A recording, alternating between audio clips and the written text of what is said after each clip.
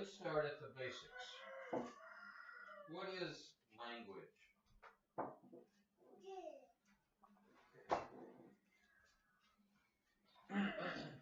Language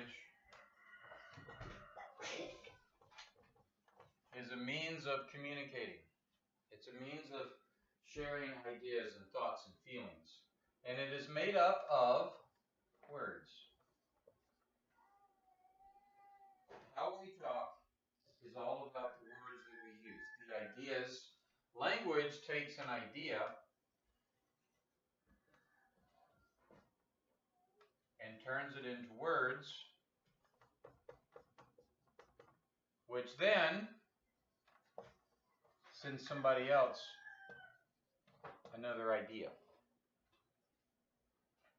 So language, using words, is our way of sharing ideas and thoughts out of your head into somebody else's head. Okay? But there's all kinds of words, right? You have a lot of words to choose from. When you're switching ideas from one person to the next, there's a lot of different ways you can choose to say it. Here's this guy, and here's this guy. And they want to share these ideas. Let's say he has an idea. Something is big. And this guy wants to tell this guy that there's something big. What's a good word to use for that? How about the word big? If it's big, it's big, right? So when he says big, this guy's going to think his version of big. It may not necessarily be the same. This guy might be thinking about a big mouse, and this guy might be thinking about a big elephant. Different scales of big. It's not necessarily the same idea. If you talk to a scientist that's studying germs, he might be thinking, this is a really big germ that's so small you can't see it. When he uses the word big, he means big in the way he's thinking about it. When this guy hears big, he's still thinking about something like the size of an elephant, an airplane, the earth, the universe. So you see the problem. Big does convey an idea, but it's not a very colorful idea.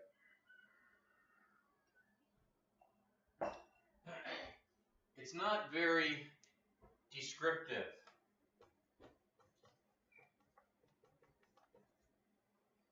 Okay? If you want to say exactly, if you want the person you're talking to understand exactly what you're saying, you have to choose your words carefully so you don't get into this problem. Okay? So there are these things we're going to talk about called synonyms.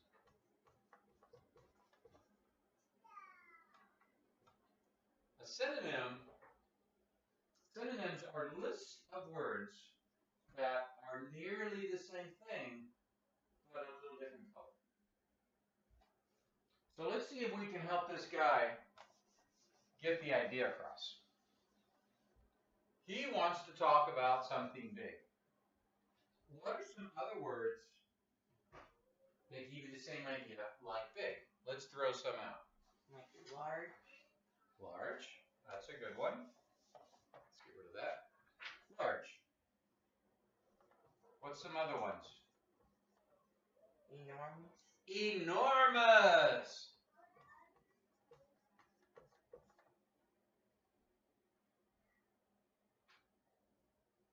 Any others?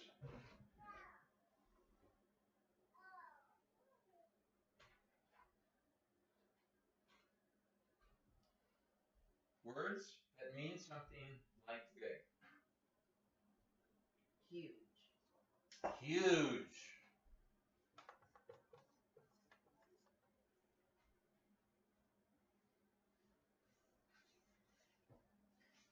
How about long? How about wide?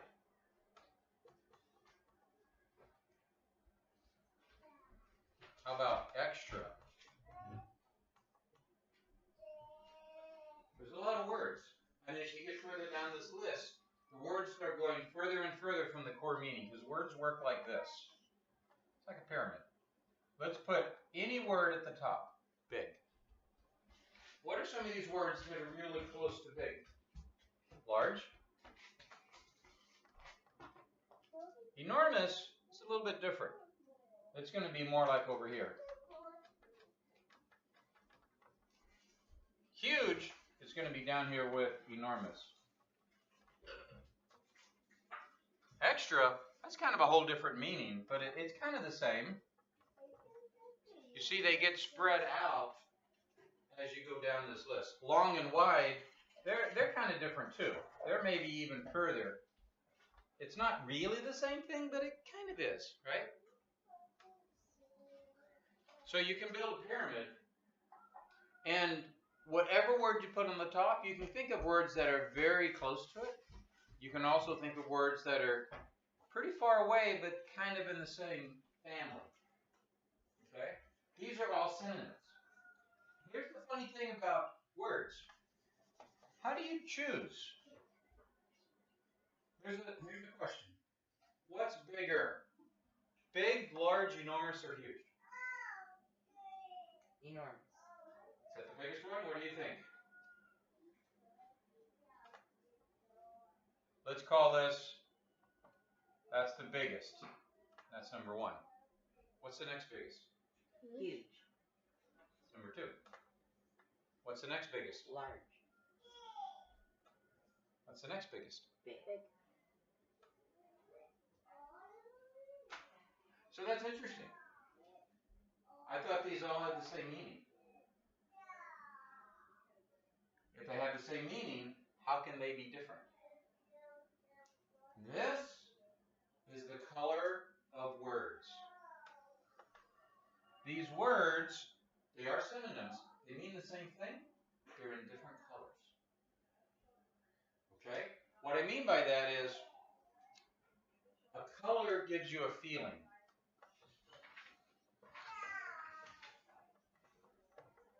Think about it this way. Let me give you some examples. What do you think when you're driving down the road and you see green? It means go. It means okay. It means safe. It means those sorts of things. What do you think when you see red? It means stop. Careful.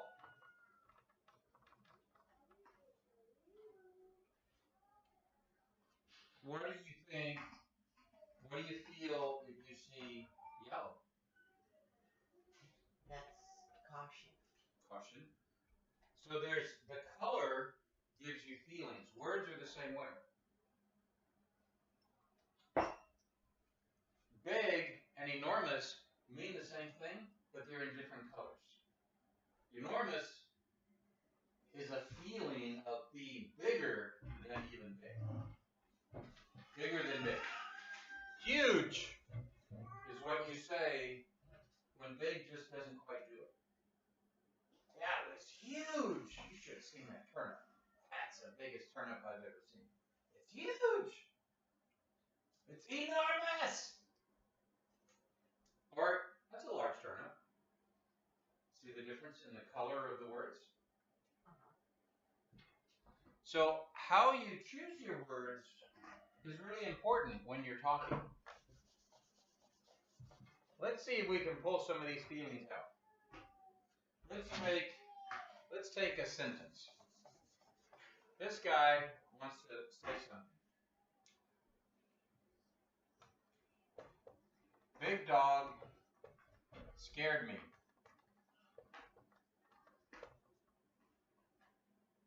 Should be the. That's a thought you just conveyed. A big dog scared me. If I just say that, what kind of dog are you thinking about? A big dog. Like a Saint Bernard. Okay. Or maybe What if I said the enormous dog scared me? It's like a great thing. It just got bigger, didn't it? So even though these words mean the same thing, this guy, when you say big, he's thinking about a dog. When you say enormous, he's thinking about a dog. What if I said the incredibly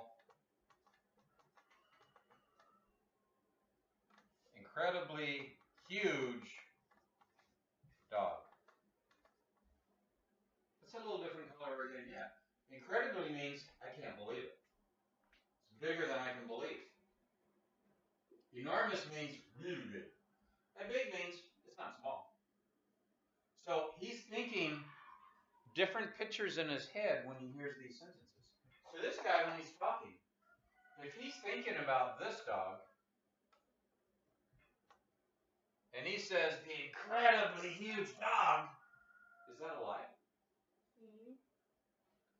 Kind of is, isn't it? If he's thinking this size, and the words he uses makes the person think this size, what have you just done? You've misled him. Remember the telephone game? Uh-huh. So we have all these people.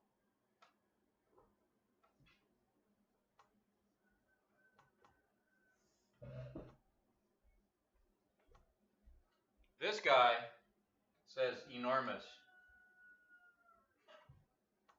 This guy says huge. This guy says big. This guy says not small. And this guy ends up with medium. See what happens?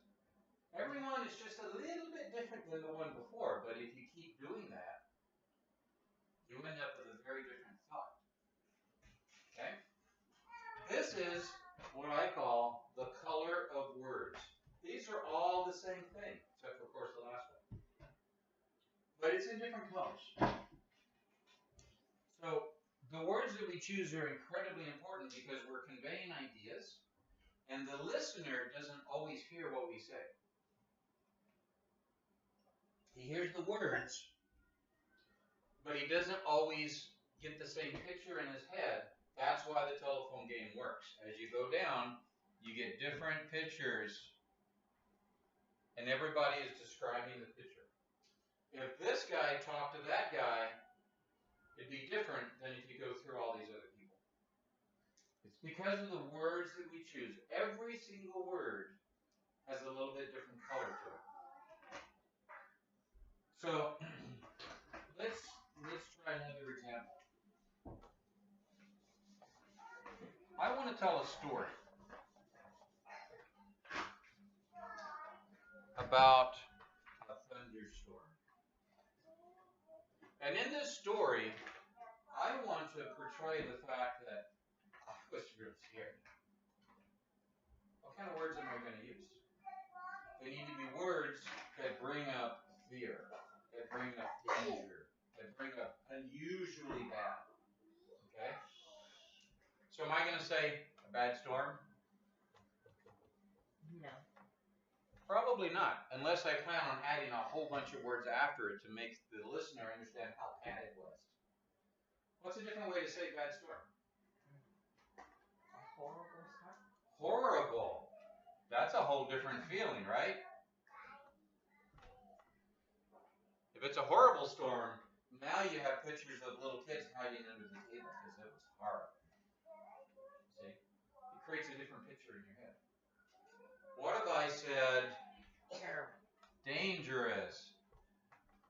You know what I think if I hear dangerous storm?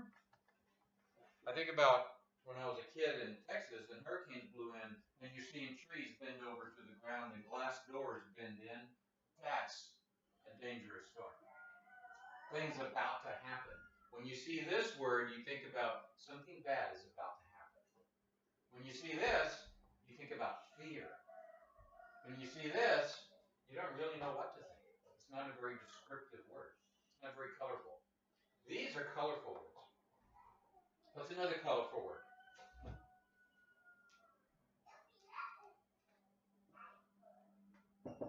How about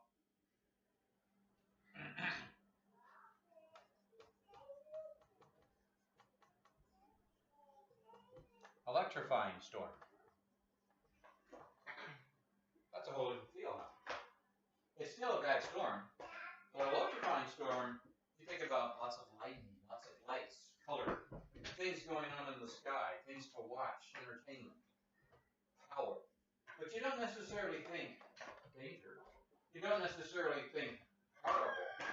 You think, I'm electrified, I'm alive, I'm watching this thing, and wow, this is amazing out there. It's an electrifying storm. So it's a different color.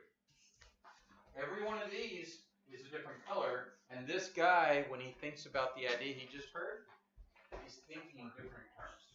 So what a writer does is he has to choose very carefully. How do you choose very carefully? In order to make choices, you have to have something. If you're going to be able to make choices between all these words, what do you have to have? You have to have these words. This is called vocabulary. Vocabulary is the collection of words that this guy has in his head available to use.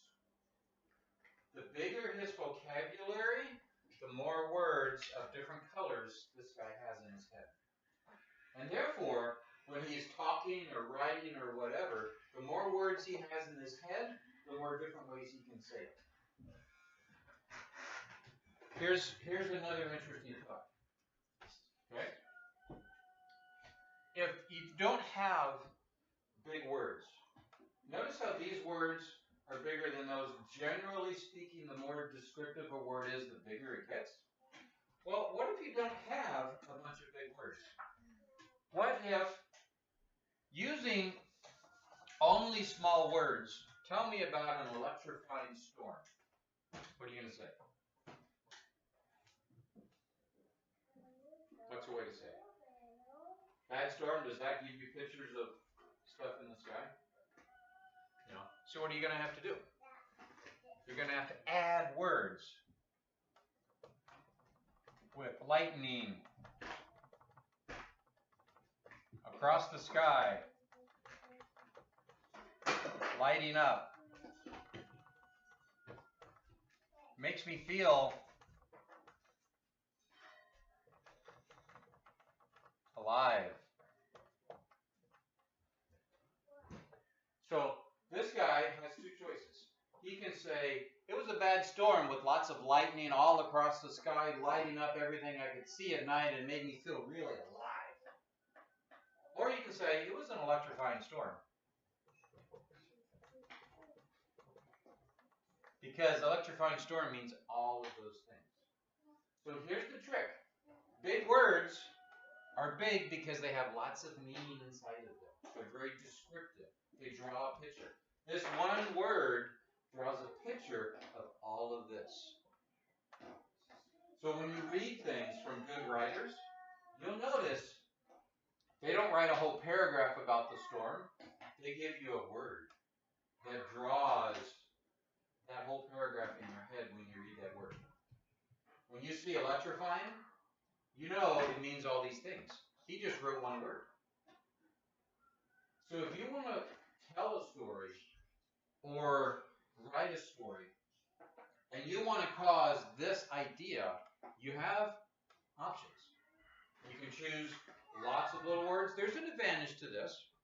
You're writing a lot of words. It takes a while, but you're building it slowly. When you see this, what the writer's doing is starting here, and he's building up. Every word makes it more than the one before. When you see this, it goes whoop, straight up. Because I know what this means. Here, it's a bad storm. There's lots of lightning. It's all across the sky. It's lighting up everything at night so I can see. And wow, I really feel alive watching this. It builds you up. Instead of here, you say, it was electrifying. Whoop! See the difference?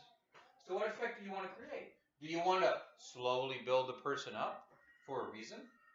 Or do you want to just throw them out the idea and they get it right then and there? That's the writer or the speaker's choice. And there's times when it's appropriate to take this approach. There's times when it's appropriate to take that approach. A good speaker, a good writer, chooses his words because his vocabulary is large. If he doesn't have this word, this is his only option. So it's important to have a good vocabulary so that you have lots of colors and lots of choices in your words. Okay? That's the lesson